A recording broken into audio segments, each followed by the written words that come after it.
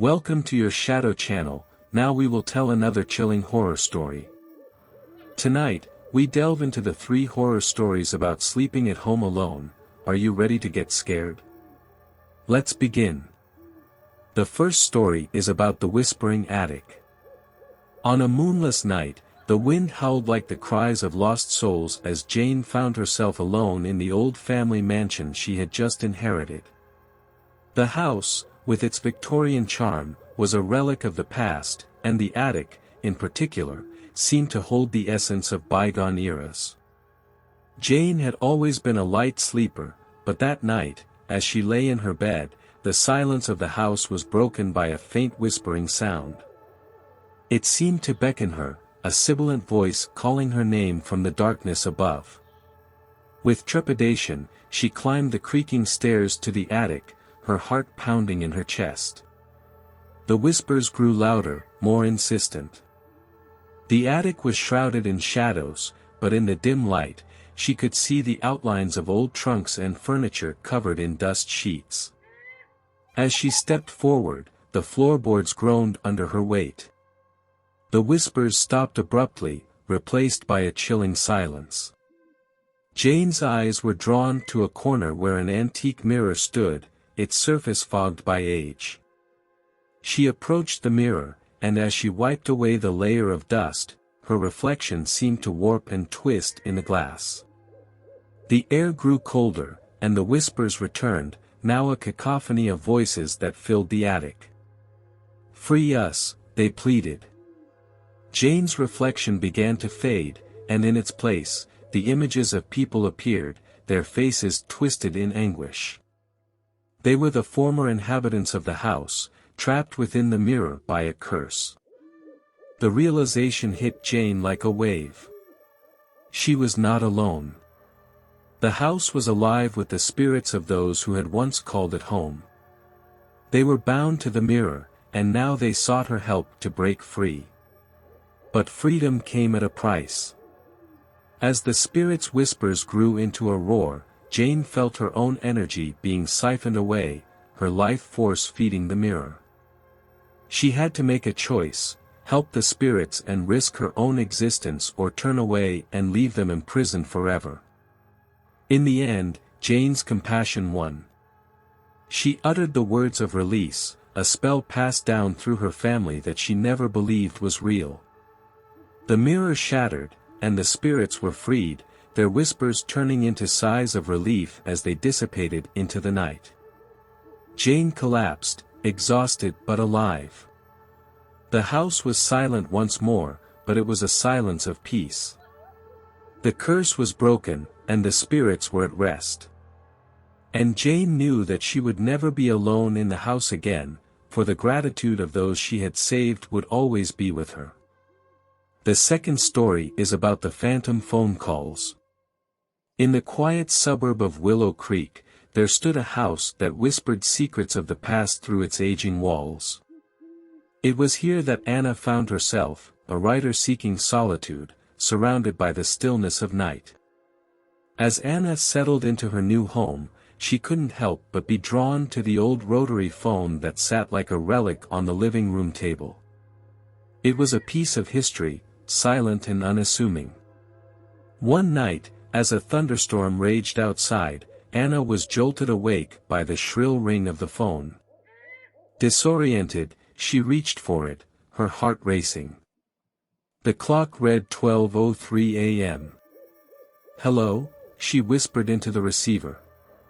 Only static greeted her. The calls became a nightly terror, each time at 12:03 a.m., each time with nothing but static on the other end.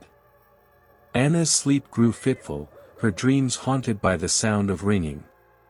Determined to uncover the truth, Anna delved into the history of the house. She learned of its previous occupant, a young woman named Elizabeth, whose lover had gone to war and promised to call her upon his return. But the call never came, he was lost in battle, and Elizabeth was left waiting by the phone that never rang for her again. As the storm outside intensified, so did the calls. This time, amidst the static, Anna heard a faint voice, a whisper from the past. "I'm still waiting," it said. Anna realized that the phone was Elizabeth's connection to a love that never returned. It was her eternal wait, her heartache that echoed through the decades. Compelled by a desire to help, Anna spoke into the phone, "He's not coming back, Elizabeth. But you don't have to wait anymore. You can be at peace." The line went silent. The storm cleared, and for the first time since she moved in, Anna slept through the night. The next morning, the sun shone brightly, and the phone sat silent. Anna felt a sense of calm in the house, a serenity that hadn't been there before. But as the clock struck 12:03 a.m. the following night, the phone rang once more. Anna hesitated, then answered. This time, there was no static, only a soft, "Thank you," before the line went dead. From that night on, the phone never rang again at midnight. Anna continued her writing, her stories infused with the mystery and the resolution of the phantom phone calls. And sometimes, when the night was still, she could swear she heard the faint laughter of Elizabeth, finally free from her vigil by the phone. This story serves as a reminder that some connections, even those lost in time, can reach out from beyond the veil, seeking closure and peace. And sometimes, it takes just one person to answer the call. The third story is about the haunting melody. In the serene outskirts of a sleepy town, there stood a cottage that held a secret as old as time. It was in this very cottage that Tom found himself seeking refuge from the chaos of the world, a place where he could be alone with his thoughts. The cottage was charming, with its rustic furniture and the grand piano that sat in the parlor, a testament to the musical history of the previous occupants. Tom, a lover of music, felt an instant connection to the instrument, its ivory keys inviting him to play. On the first night, as Tom lay in bed, the silence of the cottage was broken by a single note that resonated through the walls. He sat up, listening intently. The note was followed by another, then another, forming a melody so hauntingly beautiful that it seemed otherworldly. Tom crept to the parlor, the melody growing louder with each step.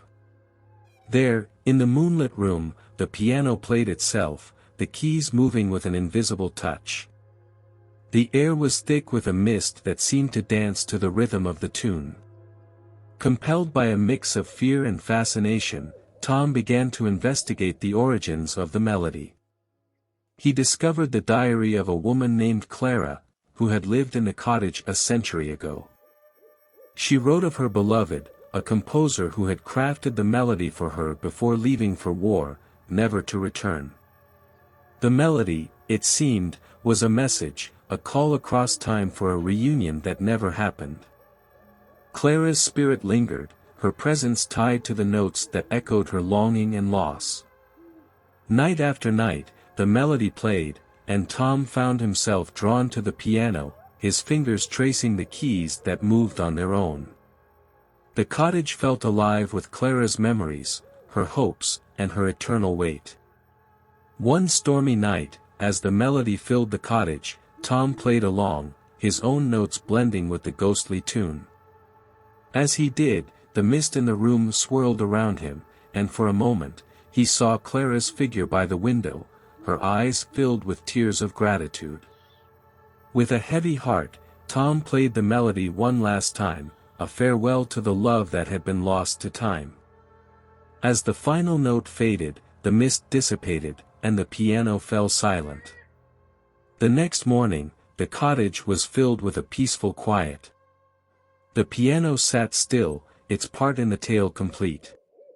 Tom knew that Clara's spirit had found the closure it sought, her melody a haunting lullaby that would no longer disturb the silence of the night. This story whispers to us that sometimes, the echoes of the past reach out to the present, seeking someone to hear their tale, to understand their sorrow, and to help them find peace, even in the solitude of being home alone. These are just one of the many horror stories. There are many more out there, waiting to be discovered and told. Do you have any horror stories of your own? Share them in the comments below, and don't forget to like and subscribe for more spooky content. Until next time, stay safe and stay curious. Bye.